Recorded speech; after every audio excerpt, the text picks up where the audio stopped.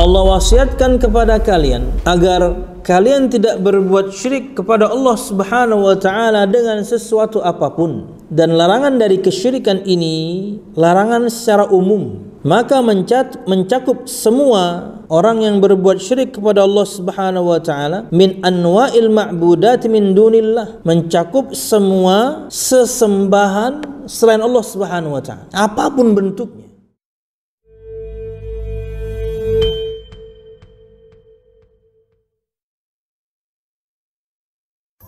Assalamualaikum warahmatullahi wabarakatuh.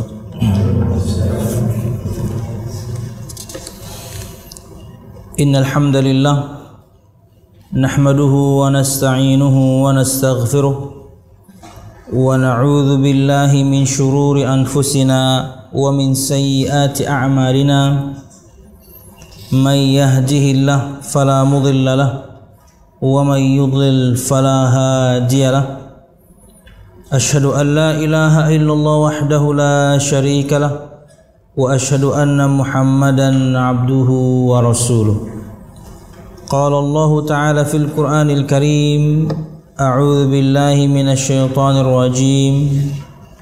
Ya ayyuhalladzina amanu taqullaha haqqa tuqatih wa la tamutunna illa wa antum muslimun.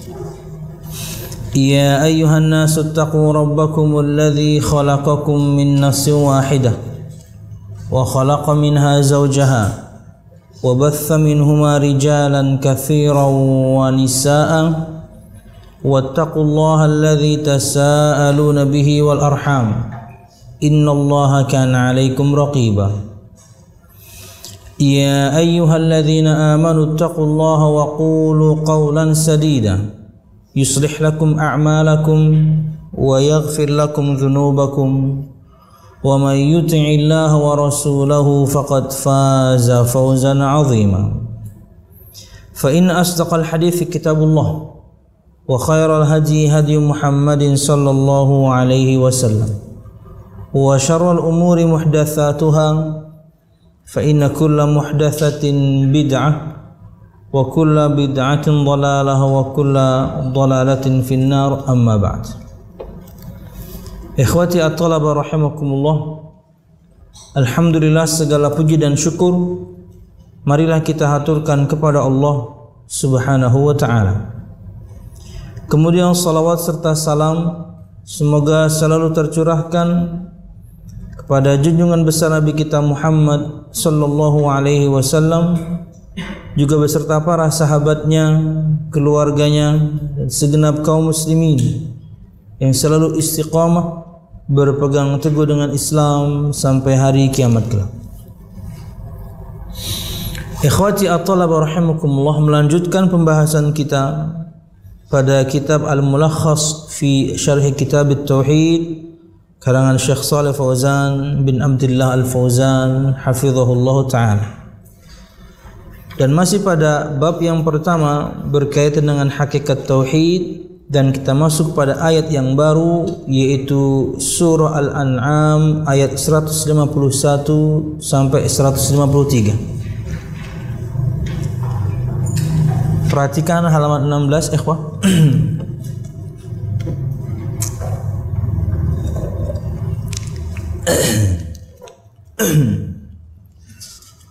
Wa qawluhu qul ta'alau atlu ma harrama rabbukum 'alaikum alla tusyriku bihi syai'a. Firman Allah Subhanahu wa ta'ala dalam surah Al-An'am ayat 151 sampai 153. Anda bacakan secara lengkapnya dulu. Allah Subhanahu wa ta'ala berfirman, qul ta'alau atlu ma harrama rabbukum 'alaikum alla tusyriku bihi syai'a wa bil walidaini ihsana wa la taqtulu awladakum min imlaq nahnu narzuqukum wa iyyahum wa la taqrabul fawahisha ma dhahara minha wa ma batan ولا تقتلوا النفس التي حرم الله إلا بالحق ذلكم وصاكم به لعلكم تعقلون ولا تقربوا مال اليتيم إلا بالتي هي أحسن حتى يبلغ أشده وأوفوا الكيل والميزان بالقسط لا نكلف نفسا إلا وسعها وإذا قلتم فاعدلوا ولو كان ذا قربى وبعهد الله أوفوا ذلكم وصاكم به لعلكم تذكرون وأن هذا صراطي مستقيما فاتبعوه ولا تتبعوا السبل فتفرق بكم عن سبيله ذلكم وصاكم به لعلكم تتقون. Yang artinya adalah, katakanlah wahai Muhammad, kemarilah kubacakan apa yang diharamkan Rabb kalian kepada kalian, yaitu janganlah kalian mempersekutukan sesuatu dengannya, berbuat baiklah terhadap kedua orang tua, dan janganlah kalian membunuh anak-anak kalian karena takut miskin. Kami akan memberikan rizki kepada kalian dan kepada mereka. Dan janganlah kalian mendekati perbuatan-perbuatan yang keji, baik yang nampak maupun yang tersembunyi. Dan janganlah kalian membunuh jiwa yang diharamkan Allah untuk membunuhnya, melainkan karena sebab yang benar. Demikian itu diwasiatkan oleh Rabb kalian kepada kalian supaya kalian memahaminya. Dan janganlah kalian mendekati harta anak yatim kecuali dengan cara yang lebih bermanfaat hingga ia dewasa. Dan sempurnakanlah takaran dan timbangan dengan adil. Kami tidak memikulkan beban kepada seseorang melainkan sekedar kesanggupannya. Dan apabila kalian berkata, maka hendaklah kalian berlaku adil, kendati pun dia adalah kerabat kalian. Dan penuhilah janji Allah, yang demikian itu diwasiatkan Allah agar kalian ingat. Dan bahwa yang kami perintahkan ini adalah jalanku yang lurus, maka ikutilah dia. Dan janganlah kalian mengikuti jalan-jalan yang lain, karena jalan-jalan itu mencerai-beraikan kalian dari jalannya. Yang demikian itu diwasiatkan Allah kepada kalian agar kalian bertakwa. Ikhwati at-thalab rahimakumullah, tentunya inti bahasan kita pada ayat ini dan yang berhubungan dengan bab yang kita bahas, yaitu hakikat tauhid, adalah tentunya hanya potongan yang pertama, satu di antara 10 wasiat Allah Subhanahu wa taala untuk kita. Tapi tentunya 9 poin yang lainnya pun kita akan bahas walaupun secara singkat, karena dalam syarahnya pun Syekh Shalih Fauzan memberikan faedah itu. Ikhwati at-thalab rahimakumullah, disebutkan, perhatikan halaman 16.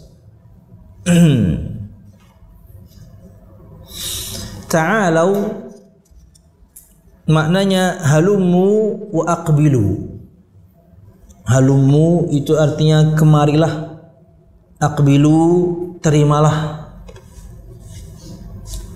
Atlu ay aqsusu alaikum wa ukhbirukum. Aku bacakan, itu artinya adalah aku menceritakan kepada kalian dan aku mengkhabarkan kepada kalian. Karena Nabi Muhammad SAW tentunya pembawa khabar dari Allah Subhanahu wa taala. Harwama, mengharamkan, al-haramu al-mamnu'u minhu. Yang haram itu artinya adalah yang terlarang. Wa huwa ma yu'aqabu fa'iluhu wa yuthabu tarikuhu. Dan definisi mudahnya untuk sesuatu yang haram adalah apa-apa yang hukum pelakunya dan diberikan pahala yang meninggalkannya. Disebutkan di sini al-ayat Ai ila akhir ayati tsalafi min suratil An'am. Yang dimaksudkan dengan al-ayat di situ adalah ayat terakhir dari ayat yang ketiga, karena ini ayat 151 berarti sampai 153. Dari firman Allah Subhanahu wa taala, qul ta'alau, sampai firman Allah Subhanahu wa taala, dzalikum wassaqum bihi la'allakum tattaqun, sebagaimana yang sudah kita baca tadi, yakni ayatnya dan terjemahannya. Nah, kata beliau hafizahullah taala, Syekh Shalih Fauzan bin Abdullah Al-Fauzan menyebutkan, bentar, ada footnote ini di mana nih?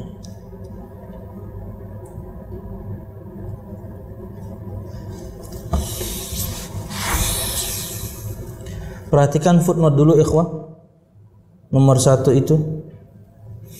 Fa'an Ubadah ibn Samit radhiyallahu anhu qala Rasulullah sallallahu alaihi wasallam,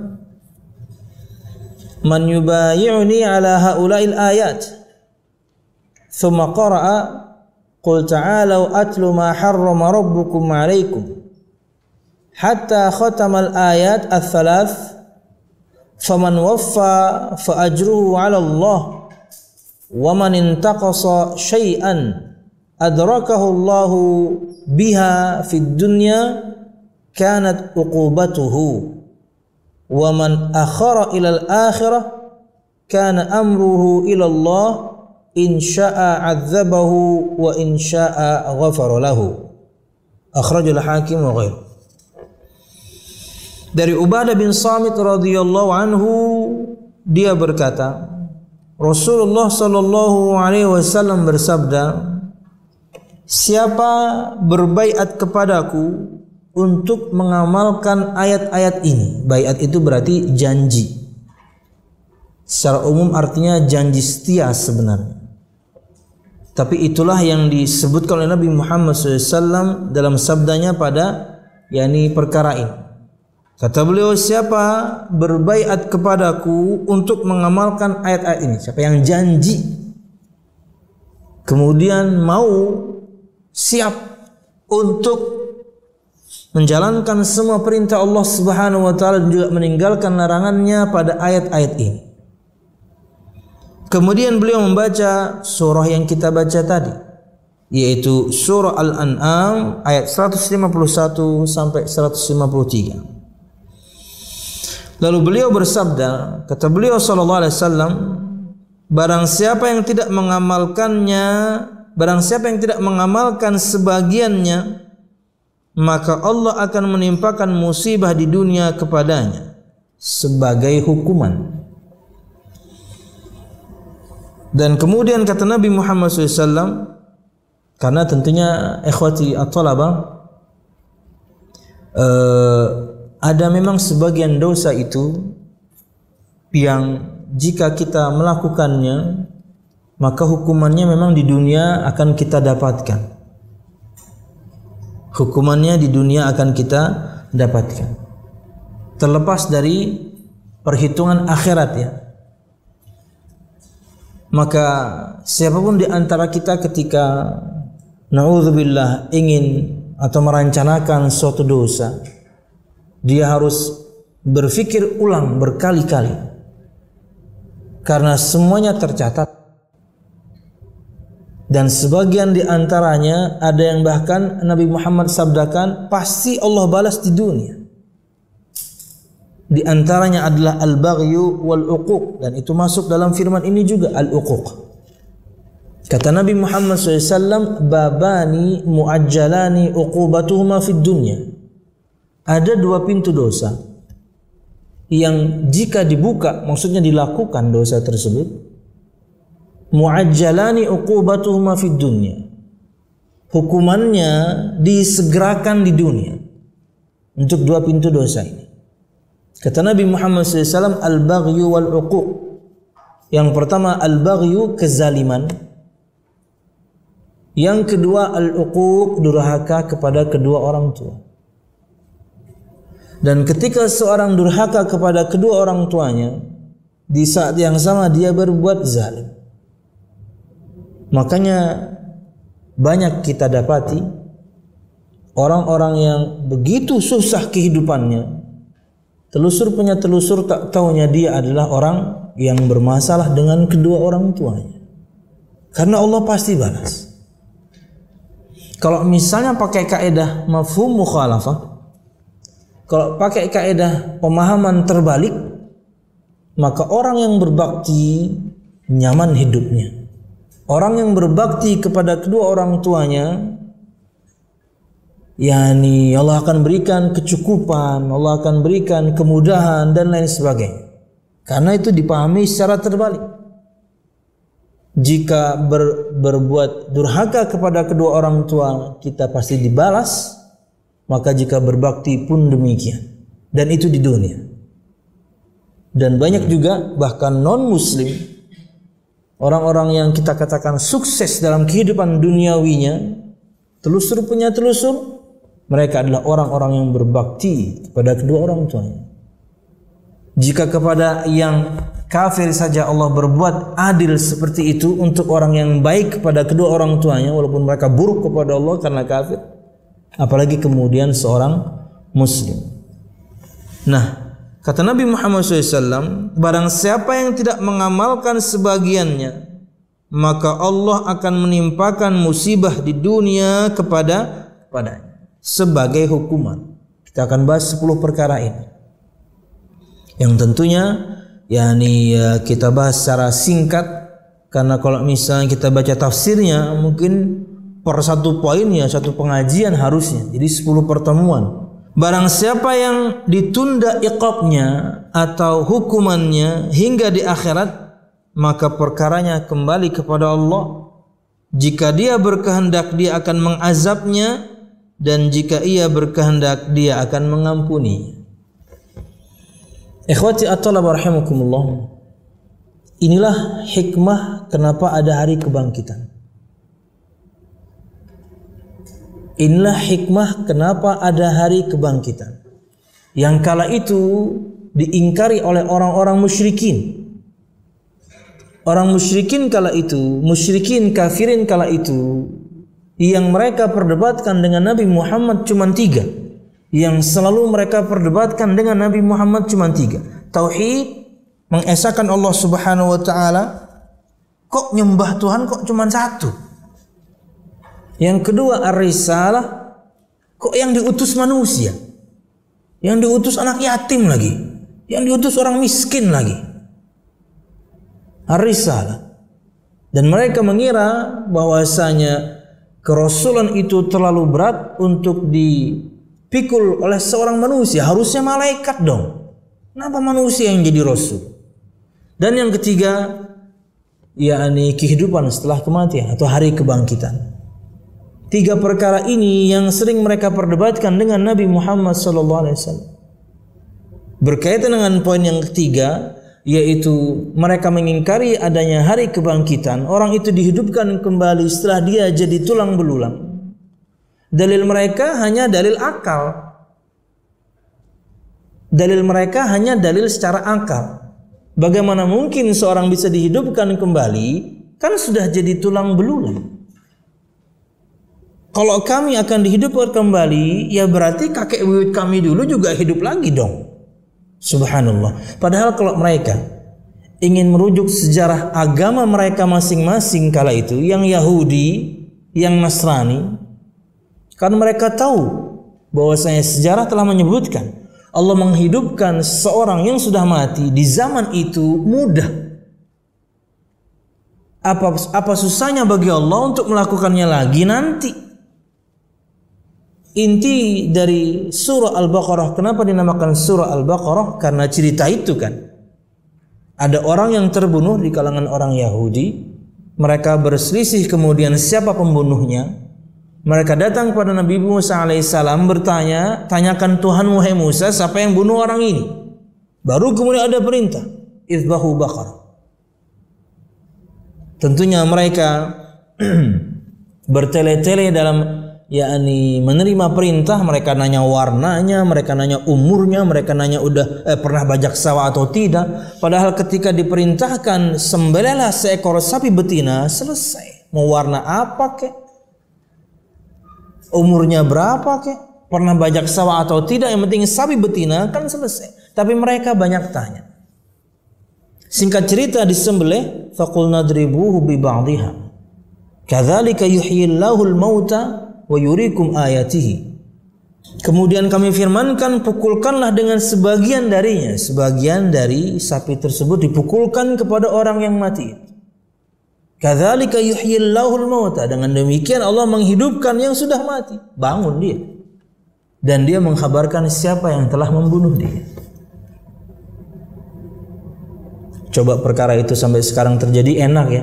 Polisi gampang sekali yakni mengungkap kasus pembunuhan. Ada terbunuh, sembelih sapi, catuk, tak, siapa? Tuh ya, mati pulang. Nah, enak ya.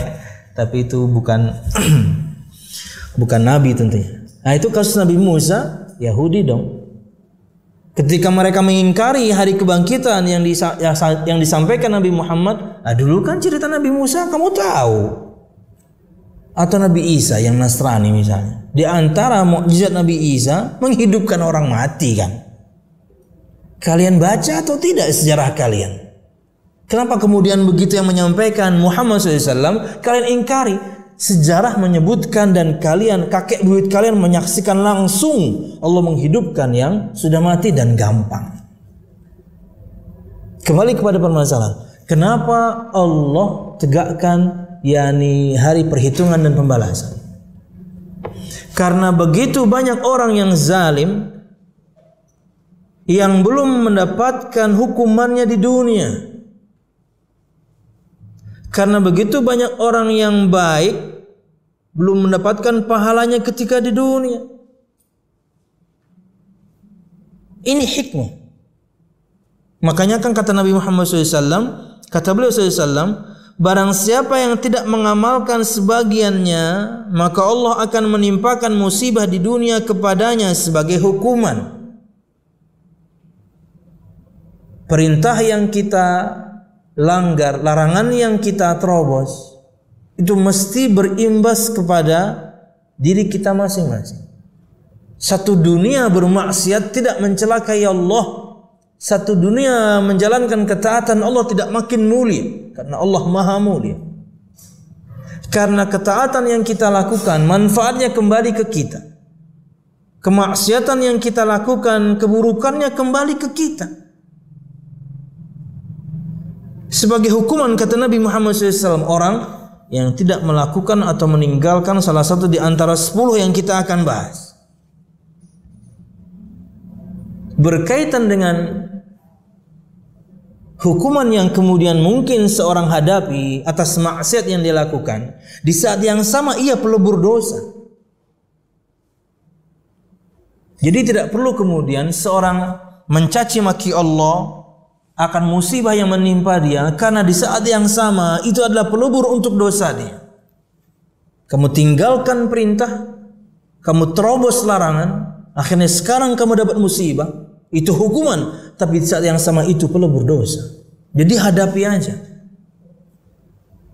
Cuman terkadang kita tidak bisa menimbang seberat apa hukuman akan Allah berikan. Makanya jangan bermaksiat. Bisa sangat berat, bisa bertahun-tahun, imbasnya itu bisa bertahun-tahun.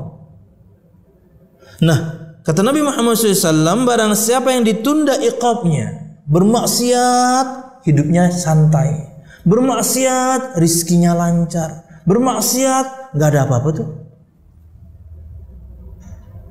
Dan banyak orang kayak gitu, maksiatnya lancar, rizkinya lancar. Di antara bentuk tipuan Allah Subhanahu wa ta'ala yang biasa kita kenal dengan istilah al-istidraj, Allah ulur dia, Allah berikan terus kepadanya kenikmatan supaya dia makin lupa, dan dia merasa bahwasanya maksiatnya tidak berimbas pada dirinya. Itulah kenapa ada hari kebangkitan begitu banyak orang yang zalim, entah itu kepada Allah, entah itu kepada sama makhluk, belum dibalas di dunia. Itulah hikmah kenapa ada hari kebangkitan. Begitu banyak orang yang baik, orang yang taat, orang yang saleh di dunia dia belum dapatkan haknya. Sama juga kepada orang yang terzalimi, dia belum dapatkan haknya. Orang yang terzalimi terkadang sudahlah dia terzalimi, kasusnya misalnya antar sama makhluk, naik kasusnya ke pengadilan, dia yang kalah. Kan gitu. Sudahlah dia terzalimi, dia yang kalah. Itulah kenapa ada hari kebangkitan dan hari perhitungan dan pembalasan. Karena banyak orang yang berbuat zalim belum mendapatkan hukumannya, banyak orang yang terzalimi belum mendapatkan haknya. Makanya Allah akan menegakkan keadilan di hari kiamat. Jangan kira kemudian gak ada hitungannya, semuanya terhitung. Perhatikan, barang siapa yang ditunda iqabnya atau yakni hukumannya hingga di akhirat, maka perkaranya kembali kepada Allah. Jika Allah berkehendak, Allah akan mengazabnya. Jika Allah berkehendak, Allah akan mengampuninya. Ini berkaitan dengan ketika dosa itu levelnya di bawah syirik, kemungkinan ini berlaku. Bisa Allah ampuni, bisa Allah azab. Allah akan azab dia sesuai dengan dosa yang dia lakukan, atau Allah ampuni. Karena apa? Karena dia tidak berbuat syirik. Ingat, kemungkinan ini untuk yang tidak berbuat syirik. Karena kalau orang berbuat syirik sampai mati enggak terampuni. Kemungkinan ini Allah akan mengazabnya sesuai dengan dosa yang dia lakukan, atau Allah akan mengampuninya untuk orang-orang pelaku maksiat tapi yang bertauhid. Wallahu a'lam bissawab. Dan ini jadi prinsip Ahlus Sunnah wal Jamaah. Potongan terakhir ini menjadi prinsip Ahlus Sunnah wal Jamaah berkaitan dengan hukuman usat al-muwahhidin. Hukuman untuk para pelaku maksiat dari kalangan orang-orang yang mengesahkan Allah Subhanahu wa ta'ala. Dia mengesahkan Allah tapi berbuat maksiat sampai mati. Maka ini berlaku. In sya'a 'adzabahu wa in sya'a ghafara. Jika Allah berkehendak, Allah akan mengazabnya sesuai dengan kadar dosa dia. Dan jika Allah berkehendak, Allah akan mengampuni. Wallahu a'lam bissawab. Al-makna al-ijmali al-ayah, perkataan Syekh Shalih Fauzan, makna ayat ini secara global. Ya'muru Allahu nabiyahu an yaqula li haula'il musyrikin alladzina 'abadu ghaira Allah wa harramu ma razaqahumullah wa qatalu auladahum taqarruban lil asnam fa'alu dzalika bi ara'ihim wa taswili syaitani lahum halumu aqussu alaikum ma harrama khalikukum wa malikukum tahriman haqqan la takharrusan wa la dhannan bal biwahyin minhu wa amrin min indihi wa dhalika fima wassakum bihi fi hadhil wasaya al-ashri. Berkata Syekh Shalih Fauzan bin Abdullah Al-Fauzan hafizahullah ta'ala dalam syarahnya untuk ayat ini, Allah Subhanahu wa ta'ala memerintahkan nabinya agar beliau mengatakan kepada orang-orang musyrikin yang menyembah selain Allah, mengharamkan apa yang Allah Subhanahu wa ta'ala rizkikan kepada mereka, dan membunuh anak-anak mereka sebagai praktek pendekatan kepada patung-patung. Mereka lakukan hal tersebut berdasarkan pemikiran atau pendapat mereka sendiri dan juga berdasarkan bisikan syaitan. Allah perintahkan Nabi Muhammad SAW agar mengatakan kepada mereka, halummu aqussu alaikum, ayo mari sini, aku akan ceritakan kepada kalian apa-apa yang telah diharamkan oleh pencipta kalian, oleh pemilik kalian, dengan sebenar-benar keharaman, tidak ada prasangka di dalamnya. Bahkan sebaliknya, keharaman ini datang dengan wahyu dari Allah Subhanahu wa ta'ala, dari perintah dari Allah Subhanahu wa taala, dan itu semuanya ada dalam wasiat yang 10 yang Allah sebutkan pada ayat ini. Allati hiya, wasiat tersebut adalah awalan wasakum alla tusyriku bihi syai'a wa hadha nahyun 'ani syirki 'umuman fashamula atau syamala kulla musyrikin bihi min anwa'il 'ubud min anwa'il ma'budati min dunillah wa kulla musyrikin fihi min anwa'il ibadah. Wasiat yang pertama, dan ini inti bahasan kita sebenarnya,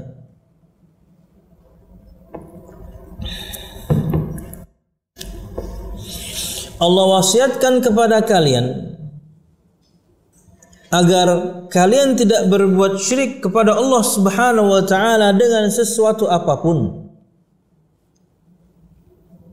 Dan larangan ini, dan larangan dari kesyirikan ini, larangan secara umum, maka mencakup semua musyrik, orang yang berbuat syirik kepada Allah Subhanahu wa taala, min anwa'il ma'budat min dunillah, mencakup semua sesembahan selain Allah Subhanahu wa taala, apapun bentuknya. Semua macam sesembahan selain Allah Subhanahu wa taala, mau yang berakal ataupun tidak, mau berakal ataupun tidak. Yang berakal tentunya yang rela, yang ridho untuk disembah. Karena ada orang menyembah yakni malaikat, ada orang menyembah nabi, malaikatnya enggak rela, nabinya tidak ridho. Jadi anwa'il ma'budat min dunillah, macam-macam sesembahan selain Allah Subhanahu wa taala itu apapun.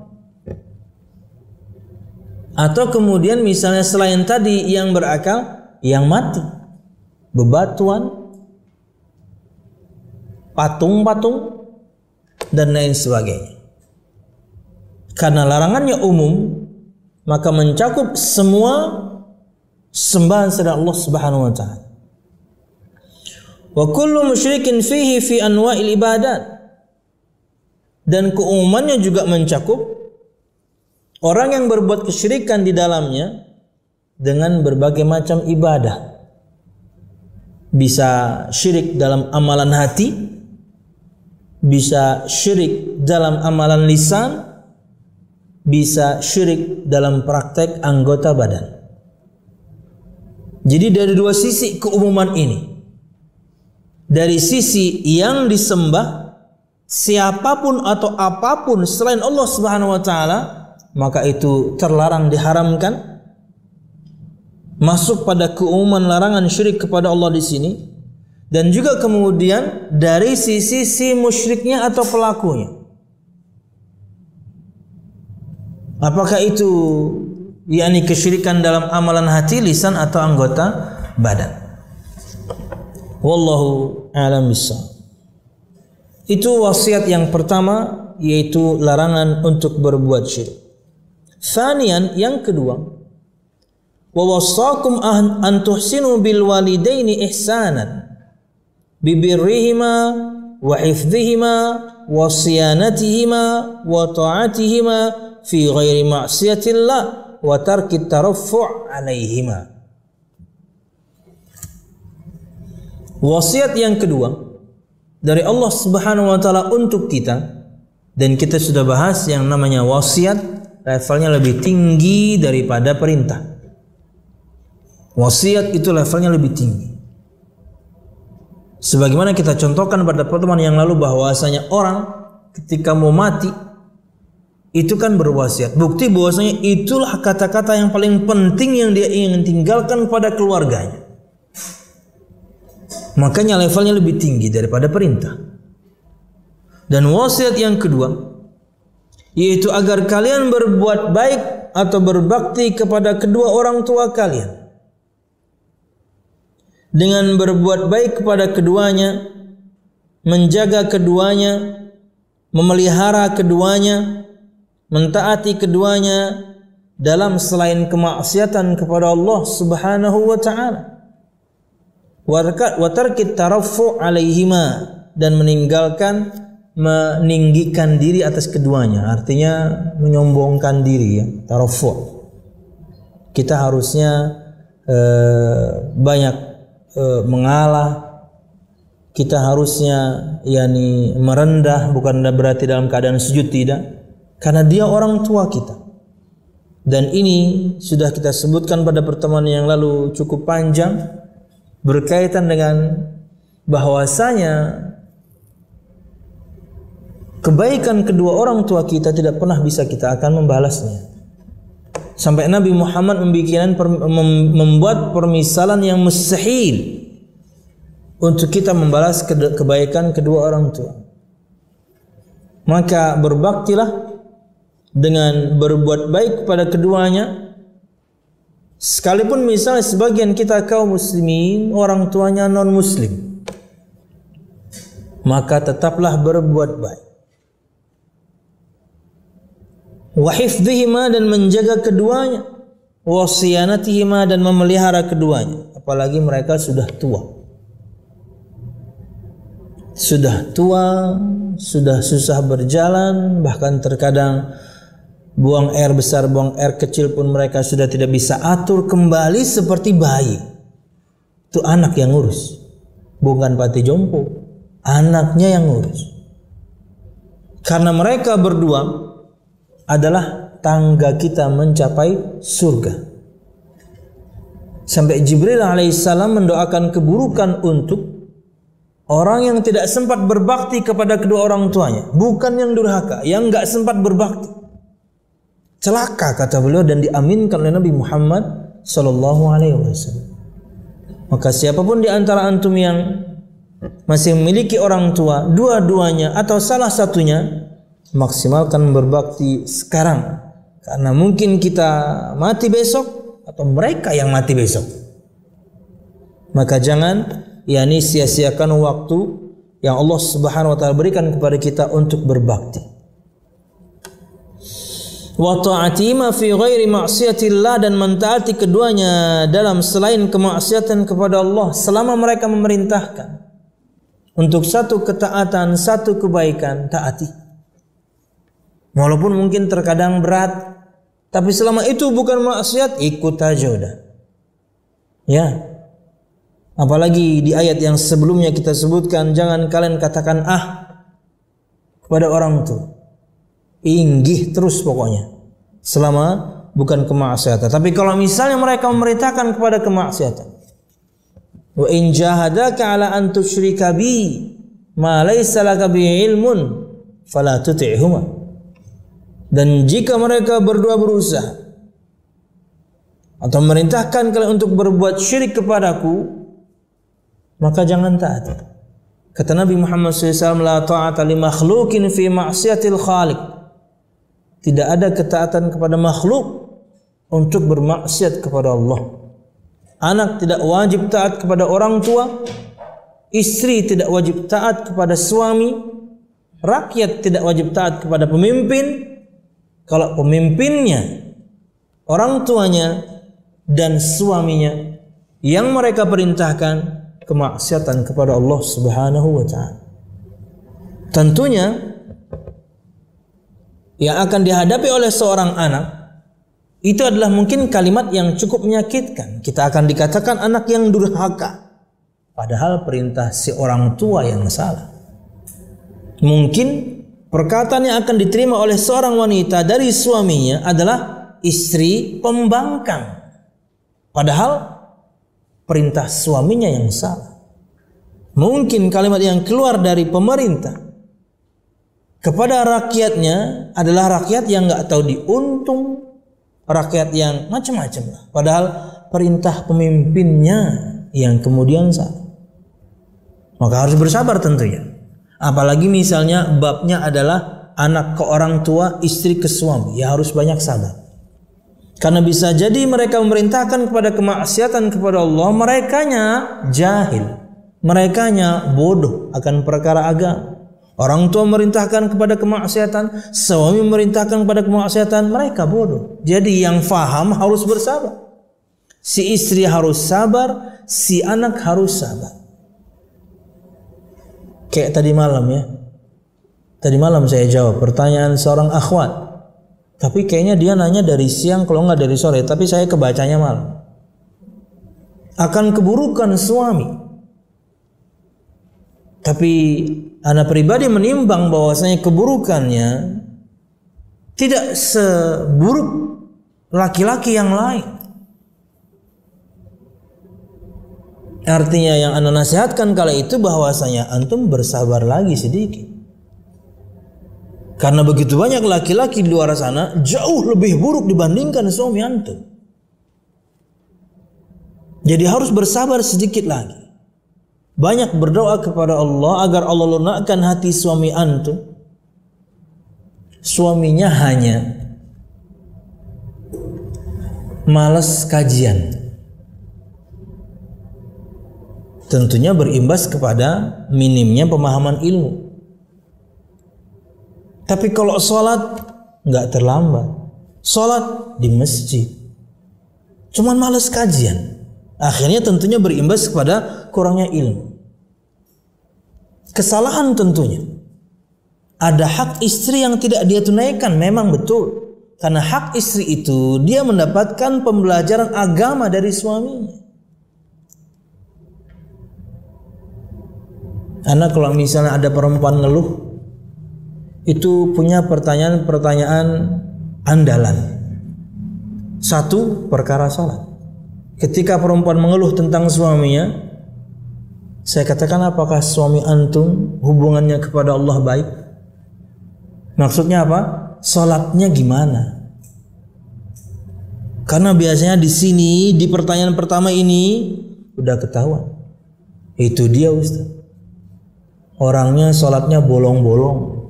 Orangnya sholatnya bahkan gak sholat. Udah selesai. Belum ke pertanyaan yang lain. Ini udah ketemu biasanya di sini. Kalau misalnya sholat Ustadz, siap.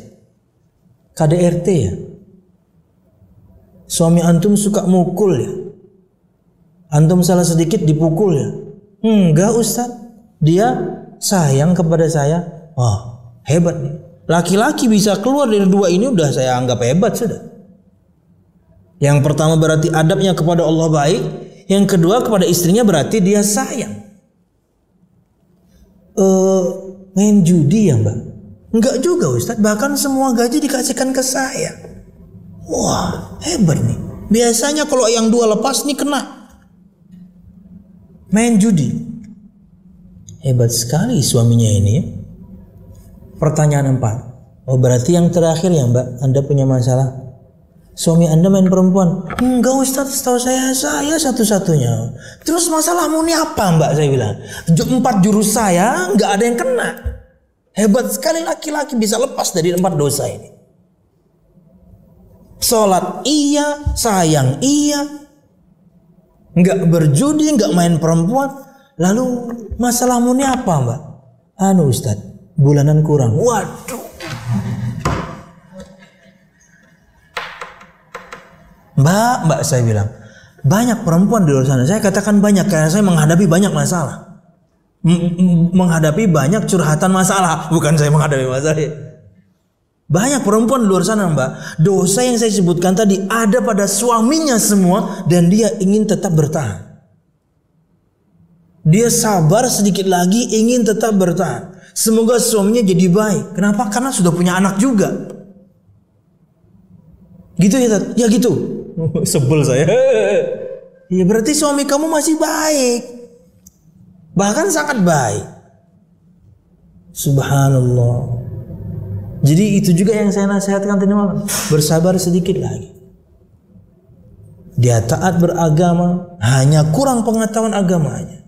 Dia inginnya setiap kali dia bertanya kepada suaminya, suaminya bisa jawab, jangan nikah sama orang umum, kalau begitu nikah sama santri. Kalau pengen suami kayak gitu, bu,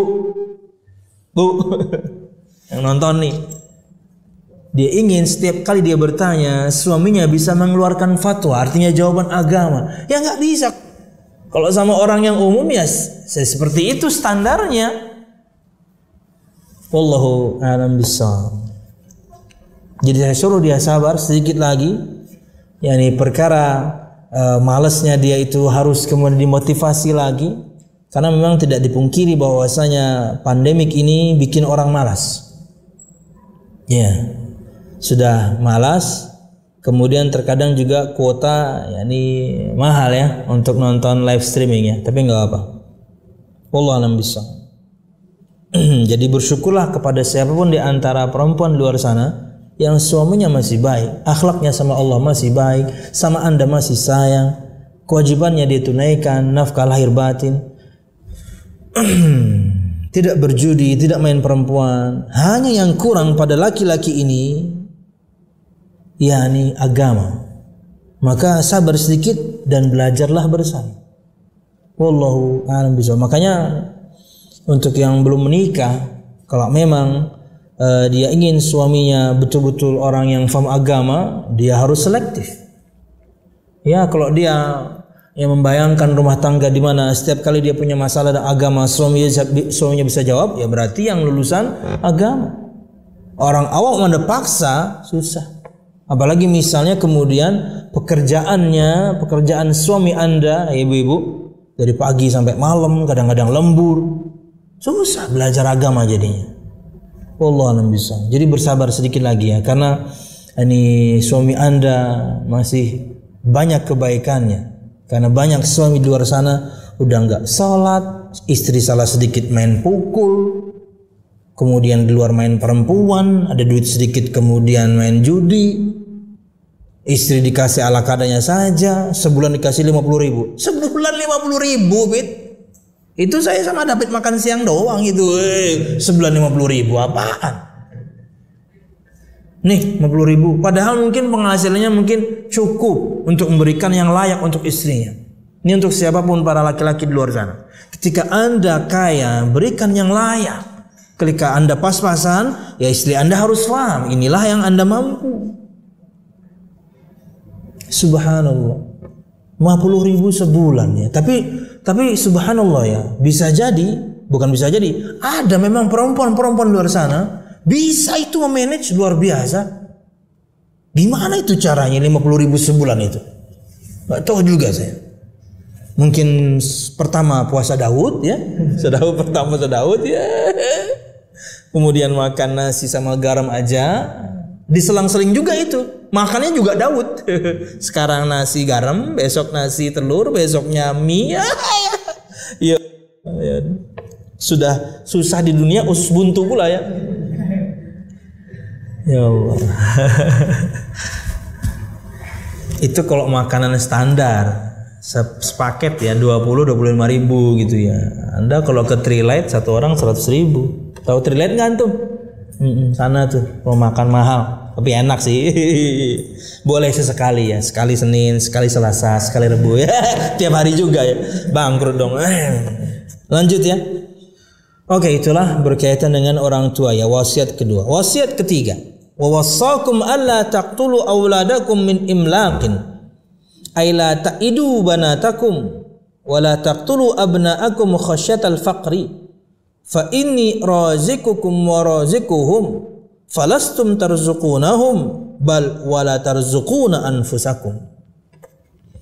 Yang ketiga, dan Allah Subhanahu wa taala wasiatkan kepada kalian agar kalian tidak membunuh anak-anak kalian karena takut miskin.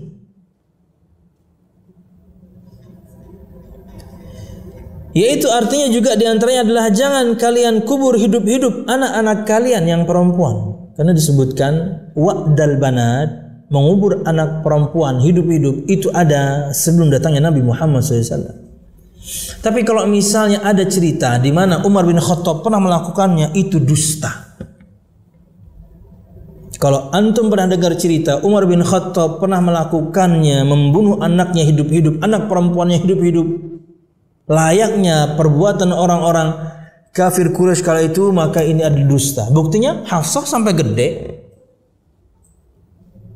Buktinya Hafsah sampai dewasa, kemudian suaminya meninggal dan dinikahi Nabi Muhammad SAW. Bukti cerita itu dusta. Karena kalau cerita itu benar, berarti yang nggak ada Hafsah dari istri Nabi Muhammad. Nggak ada yang namanya sahabiyah plus istri Nabi Muhammad namanya Hafsah, karena itu anak perempuannya Umar radhiyallahu anhu. Kok hidup? Berarti kan ceritanya dusta, untuk menistakan, untuk menghinakan Umar bin Khattab radhiyallahu anhu dengan perbuatan masa lalu. Sahabat itu ya, sampai sebelum masuk Islam pun perbuatan mereka terjaga. Abu Bakar As-Siddiq itu tidak pernah menyembah berhala. Abu Bakar As-Siddiq itu tidak pernah minum minuman keras. Abu Bakar As-Siddiq, manusia terbaik setelah Nabi Muhammad, Abu Bakar As-Siddiq. Di zaman di mana zina itu biasa, di zaman di mana membunuh itu biasa, di zaman di mana kemudian meminum minuman keras itu biasa, dia nggak pernah semua. Di mana semua orang kala itu menyembah berhala, otak dia encer. Ketika dia ditinggalkan oleh ayahnya dalam satu ruangan, disuruh ayahnya untuk menyembah berhala, diam dia. Ini kan patung, nggak bisa ngapa-ngapain. Kok dimintain sesuatu? Sejak kecil dia udah encer. Gimana patung kayak gini, benda mati seperti ini bisa berikan manfaat kepada saya? Sampai dikurung beliau radhiyallahu anhu. Kamu harus sembah Tuhan kita ini, dikurung, kunci. Subhanallah. Wallahu a'lam bishawab. Jadi Allah jaga. Makanya kata Muhammad, khiyarukum fil jahiliyah khiyarukum fil Islam. Orang terbaik di antara kalian di masa jahiliyah dialah orang yang terbaik di masa Islam. Maksudnya itu Abu Bakar As-Siddiq. Maksudnya orang itu Abu Bakar As-Siddiq. Dan dia memang teman dekat Nabi Muhammad. Dia memang teman dekat Nabi Muhammad sejak kecil, Abu Bakar As-Siddiq. Beranjak dewasa sampai Nabi Muhammad jadi nabi.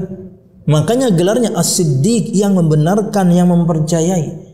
Ketika Nabi Muhammad bawa berita tadi malam beliau Isra Mi'raj, itu bahkan yang muslim pun ada yang murtad. Karena mereka mengukur kejadian dengan akal, murtad. Ketika mereka bawa beritanya kepada Abu Bakar As-Siddiq dan mereka katakan, "Hai Abu Bakar As-Siddiq, temanmu katanya tadi malam habis dari Palestina, habis dari langit." Kan nggak mungkin. Mana masuk akal itu? Karena ke Palestina itu 1 bulan.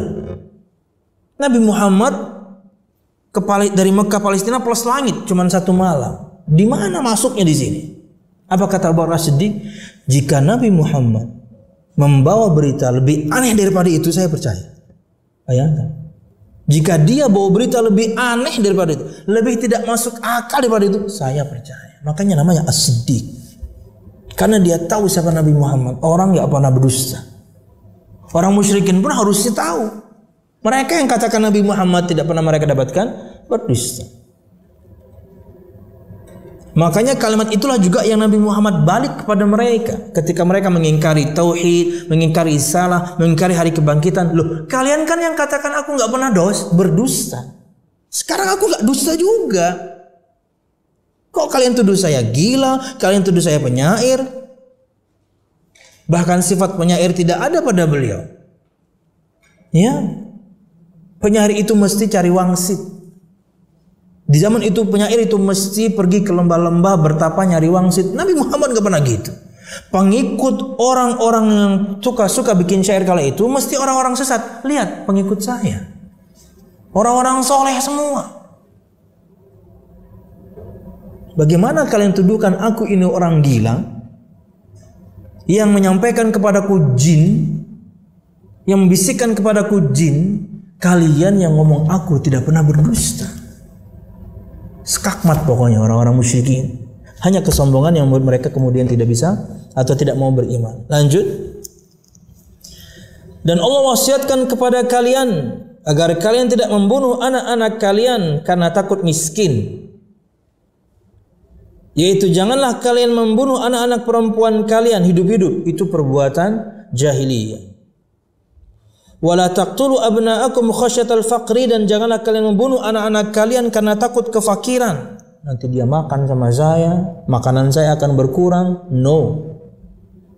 Ini juga jawaban untuk siapapun di antara kita yang takut punya anak. Sekarang kita nggak bunuh anak, tapi mempunyainya takut. Subhanallah. Kata Syekh, fa inni razikukum wa razikuhum. Kata Allah Subhanahu wa taala, Syekh menerangkan, kata Allah Subhanahu wa taala, maka sesungguhnya aku yang memberi rizki kepada kalian dan juga anak-anak kalian. Jangan takut miskin. Jangan bunuh anak kalian karena takut miskin. Jangan bunuh anak-anak kalian karena takut mereka nanti makan sama kalian. Aku yang berikan rizki kepada kalian, aku yang berikan rizki kepada mereka lewat kalian. Kan rizki kita waktu sejak kecil dari Allah, tapi kan lewat orang tua. Hingga kita diberikan pakaian, diberikan makanan, diberikan minuman, semuanya lewat orang tua. Tapi rizkinya dari Allah. Kata Allah, aku yang memberikan rizki kepada kalian, aku yang memberikan rizki pada mereka. Camkan ini ikhwah, suatu saat antum akan berkeluarga. Anak itu datang dengan rizkinya sendiri. Anak itu datang dengan rizkinya sendiri. 50.000 tahun sebelum Allah menciptakan langit dan bumi, Allah telah tentukan rizkinya. Bukan Anda, Allah yang tentukan rizkinya. Mengatur jeda kelahiran boleh, tapi memilih untuk tidak punya anak, no. Anda menyelisih Nabi Muhammad SAW. Kata Nabi Muhammad SAW, tazawwajul walud al-wadud fa inni mukathirun bikum yaumal qiyamah. Menikahlah atau nikahlah perempuan yang walud, mudah beranak. Dan itu bisa kemudian kita ketahui dari keluarganya. Bibitnya banyak enggak? Saudara-saudaranya banyak enggak? Perempuan kalau paman bibitnya banyak, saudara-saudaranya banyak, dia insya Allah juga subur. Kenapa? Dia keluarga besar. Tapi kalau kemudian orang tuanya hanya punya 1 atau 2 saudara, dianya cuma anak semata wayang, itu mungkin jadi bahan pertimbangan. Makanya di dalam CV biasanya, CV yang anda minta dari akhwat yang minta carikan suami, itu ada anak keberapa dari berapa bersaudara. Itu penting. Karena itu diantara menunjukkan dia subur atau tidak. Ya. Dan itu terjadi. Anak-anak semata wayang, perempuan-perempuan yang semata wayang, anaknya biasanya juga 1 maksimal 2. Dia nggak subur. Al-wadud, pencinta.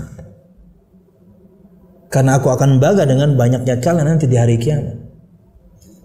Mengatur kelahiran boleh, menyetopnya, menahannya, no. Kenapa? Karena sebagian orang itu takut rizkinya. Gimana nanti? Yani makanannya, susunya, sekolahnya. Kenapa takut? Allah yang kasih mereka rizki lewat Anda sebagai orang tua. Nggak usah takut. Makanya orang tua zaman dulu anaknya banyak-banyak. 8, 9, 10, sekian belas. Dari 1 ibu. Luar biasa. Sekali lahir 4, 5 gitu. Itu kucing gitu ya. Enggak, maksudnya karena apa? Prinsip orang dulu baik berarti. Karena anak itu datang bawa rizki sendiri. Anak merasakan itu. Setiap anak lahir dia bawa rizki sendiri. Bertambah lewat kita. Kita yang nanti kemudian memanagenya. Yang sudah punya anak 3, 4, bahkan 5, dia pasti menjawab iya.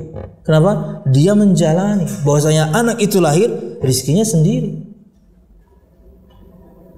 Saya yang berikan rizki kepada kalian, saya yang berikan rizki kepada mereka, kata Allah.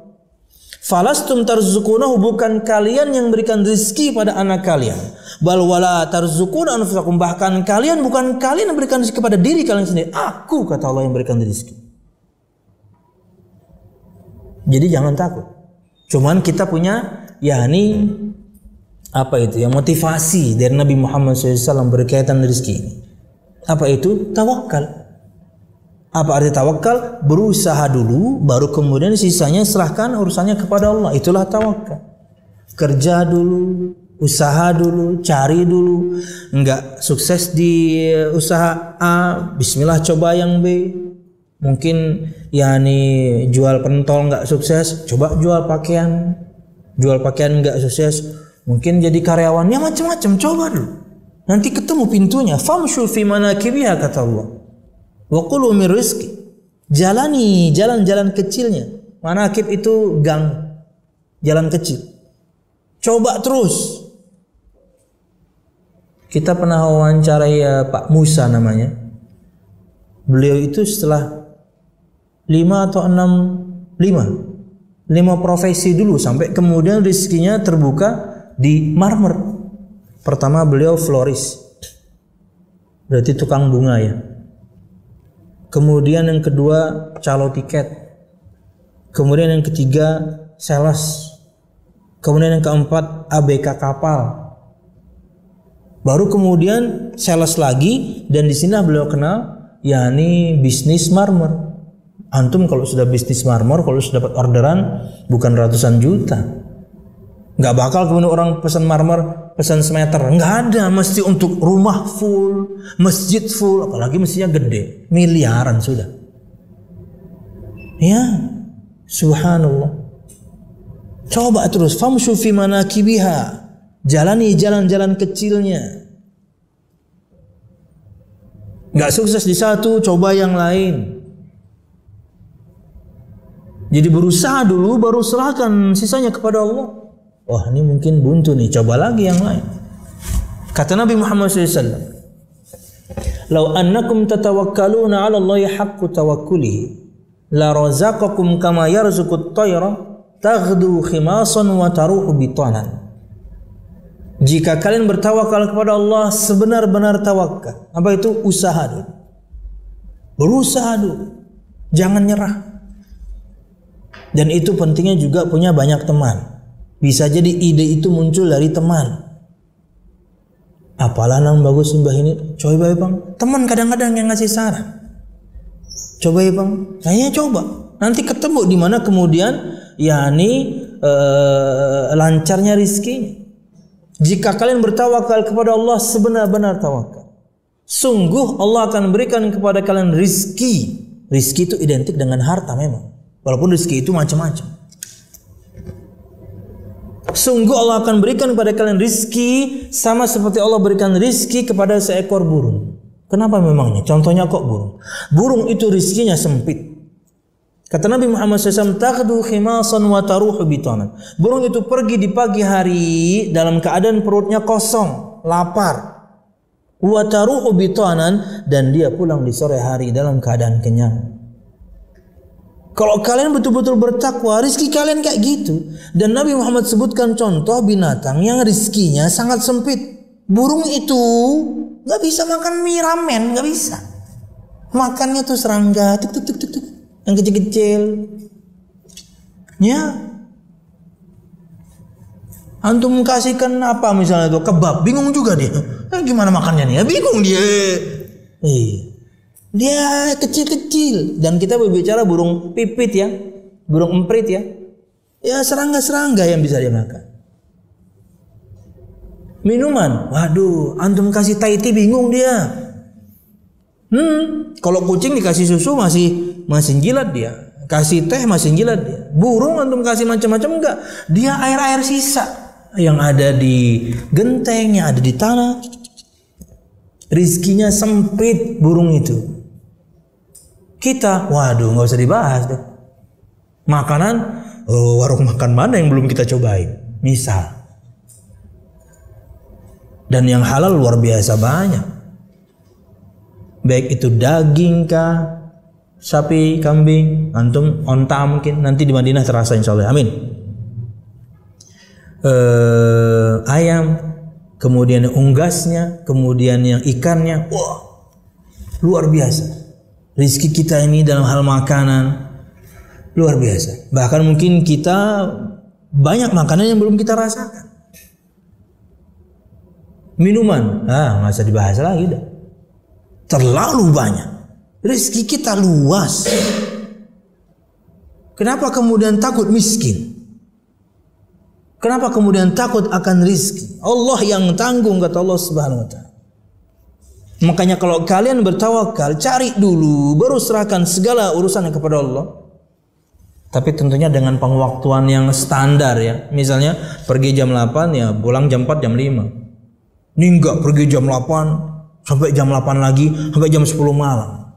Kalau Allah tentukan Anda ya OMR aja. Anda mau kerja sampai jam 12, ya jual 2,5 juta, 2 juta sampai 3 juta. Lebih capek tapi itu aja. Jadi yang standar aja. Karena terkadang carinya lama, ibadah jadi keteteran, waktu buat keluarga nggak ada. Yang ada pulang ke rumah capek lagi. Anak pengen setor hafalan Anda nggak bisa duduk, kenapa? Juga capek. Kenapa? Kerjanya kelamaan. Jam 8 sampai jam 4, jam 8 sampai jam 5 itu udah panjang sekali sebenarnya. Maka sisanya, dan ini nggak enak kata-katanya, sisanya buat keluarga lah. Ada anak Anda punya hak dengan waktu Anda, ada istri Anda punya hak dengan waktu Anda. Mereka ingin bercanda ini, mereka ini bercengkrama, mereka ini bersendau gurau. Ini sudah pulang dari pergi subuh, pulang maghrib, pulang capek, ada yang waktu juga sedikit main handphone, pakai main handphone. Pakai kho nih, bukan pakai main handphone, pakai kho. Keluarganya ditinggalkan. Wah, subhanallah. Padahal nggak menghasilkan uang begini-begini. Begini-begini doang. Subhanallah. Allah yang tentukan rizki untuk kalian. Aku yang berikan rizki untuk kalian. Aku yang berikan rizki untuk mereka. Bukan kalian yang memberikan rizki untuk mereka. Bahkan kalian pun bukan kalian yang memberikan rizki untuk diri kalian sendiri. Aku, kata Allah. Jadi berusaha. Tapi kita punya kaidah kayak tadi. Berusaha dulu baru serahkan sayang kepada Allah. Taqdu khimasan wa taruhu bitana. Burung itu rizkinya sempit, tapi ketika pergi pagi lapar, pulang kenyang. Orang binatang yang rizkinya sempit aja kenyang. Apalagi kemudian kita yang rizkinya sangat luas ya. Wallahu a'lam bishawab. Kemudian rabi'an yang keempat, kayaknya nggak selesai nih. Tapi kita usahakan deh. Wa wassakum alla taqrabul fawahisha ma dhahara minha wa ma batan. Ay al-ma'asi adh-dhahirah wal khafiyah. Dan Allah wasiatkan kepada kalian, janganlah kalian mendekati al-fawahish, perbuatan-perbuatan yang keji. Ma dhahara minha wa batan, yang nyata dan yang tersembunyi. Maksudnya kemaksiatan yang terlihat dan yang tersembunyi. Perintahnya itu jangan lakukan. Perintahnya bukan jangan lakukan, jangan dekati. Walaupun tentunya yang spesifik sekali fahisyah yang Allah Subhanahu wa taala sebutkan jangan dekati itu zina. Ya, spesifik fawahish karena disebutkan di sini umum fawahish. Perbuatan yang keji, menjijikkan. Zina itu yang spesifik disebutkan terpisah. Fahisyah, dosa yang keji. Merobek, mencabik, merusak begitu banyak kehormatan.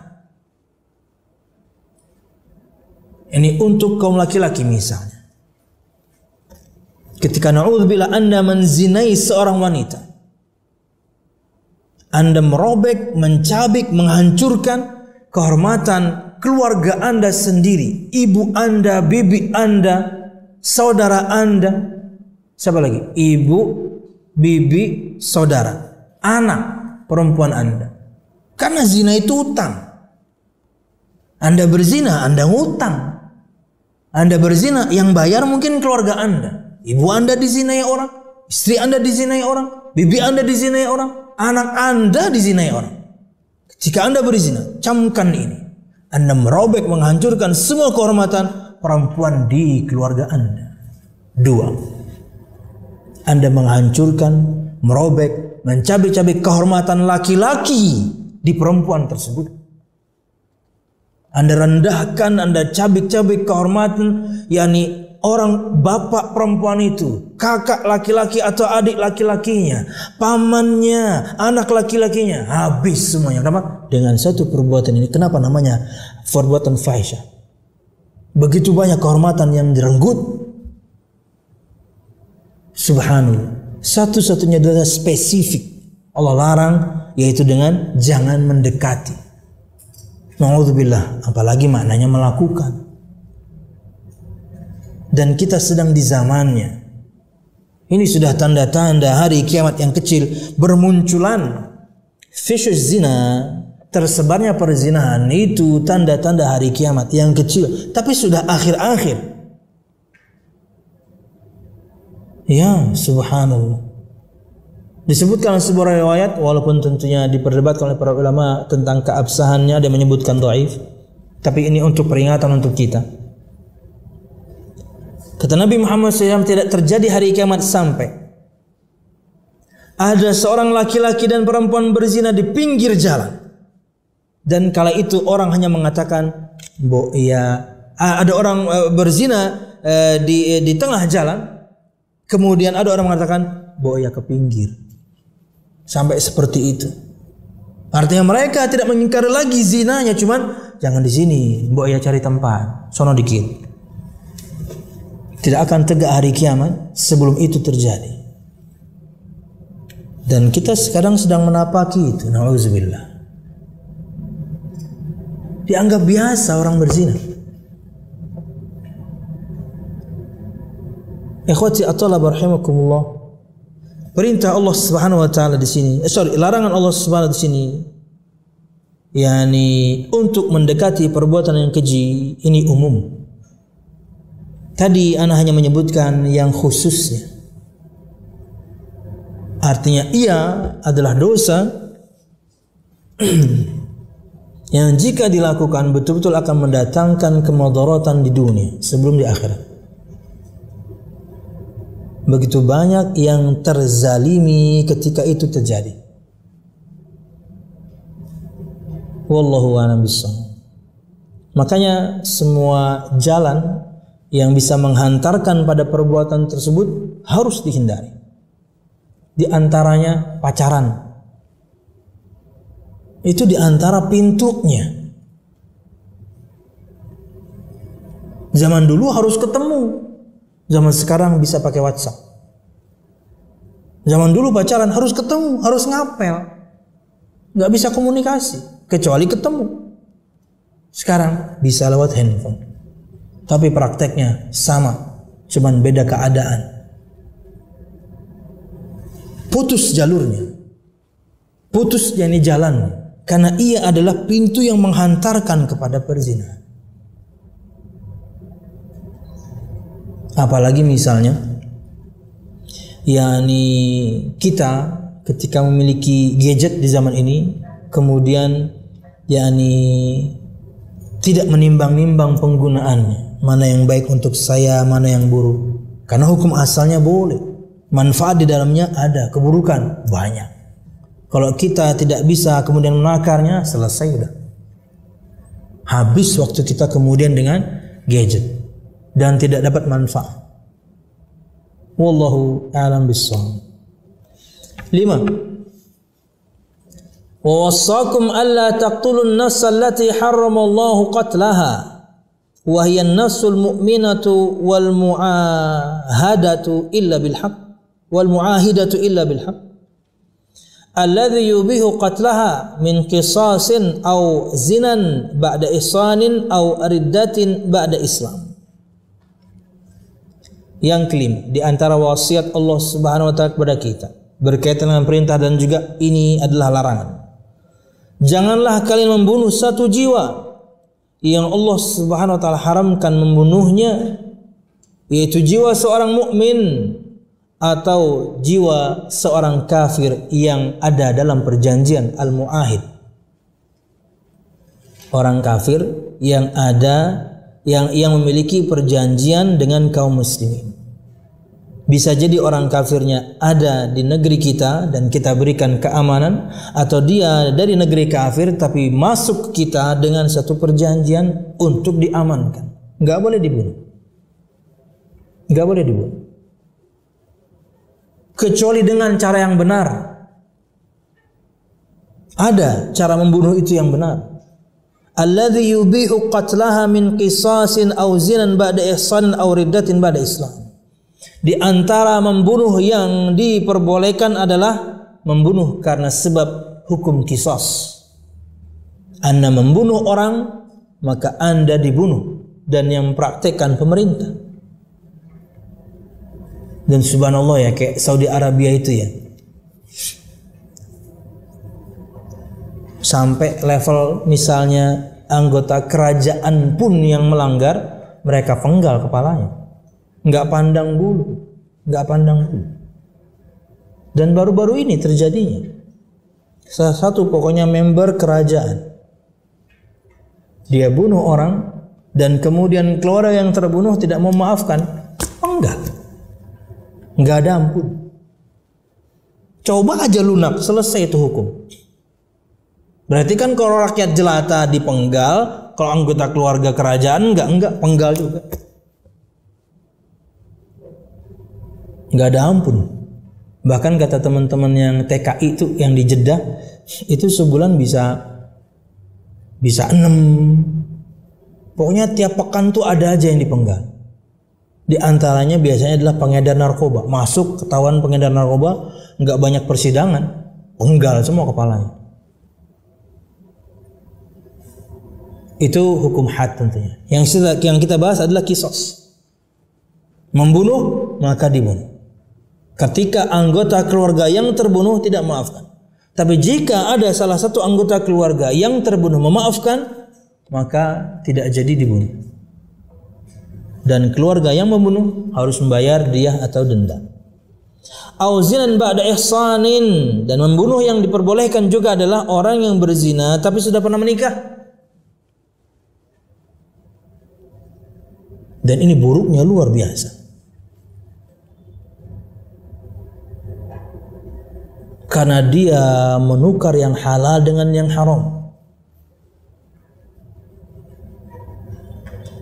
Karena dia sudah merasakan nikmatnya pertemuan laki-laki dan perempuan dengan cara yang halal, tapi dia tukar dengan yang haram. Makanya hukumannya dibunuh karena keji. Makanya orang yang pernah menikah, kemudian misalnya qadarullah entah pasangannya meninggal, qadarullah entah kemudian bercerai, itu sebisa mungkin segeralah menikah. Karena Anda sudah tahu bagaimana kenikmatannya.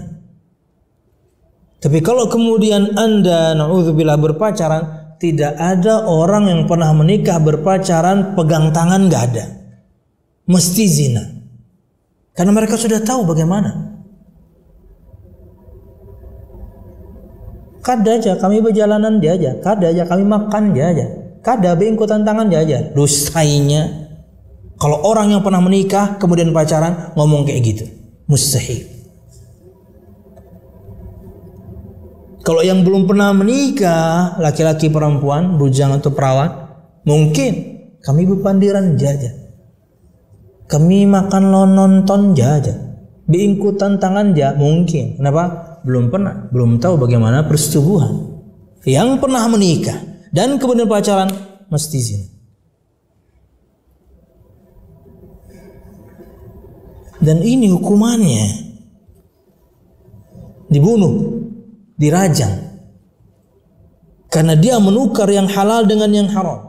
Apalagi misalnya punya pasangan plus zina. Waduh. Na'udzubillah. Wallahu a'lam bishawab. Aw riddatin ba'da Islam, atau kemurtadan setelah keislaman. Orang yang murtad, membunuhnya itu diperbolehkan. Tapi ingat, yang melakukannya semuanya ini qisas. Orang yang berzina, orang yang pernah menikah dan berzina, orang yang murtad dari keislaman, pemerintah, bukan individu. Ada tambahan sebenarnya juga yang diperbolehkan untuk membunuh adalah tukang sihir. Haddus sahiri dorbatun atau dorbuhu bisayf. Balasan atau hukuman untuk tukang sihir itu adalah yakni dipenggal kepalanya setelah dimintai taubatnya. Wallahu a'lam bishawab. Sepertinya sampai poin 5 dulu yang bisa kita bahas.